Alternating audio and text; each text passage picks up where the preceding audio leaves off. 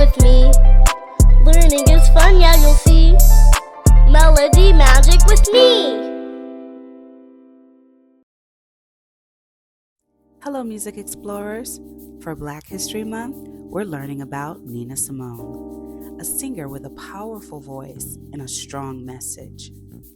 Nina Simone wasn't just a singer, she was also a pianist and songwriter, and she used her music to fight for civil rights. Nina Simone grew up playing classical music. She was really talented, but she also loved jazz, blues, and gospel. She mixed all these styles together to create her own unique sound. Nina Simone believed that music could change the world. She wrote songs about the struggles of Black people in America.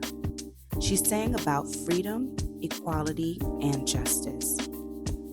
Her music was her way of protesting against racism. Nina Simone was brave and honest. She wasn't afraid to speak her mind. Her music inspired many people to stand up for what they believe in. Want to hear Nina's powerful voice? Ask your parents to help you find her songs online. Listen to the words and think about what she's saying.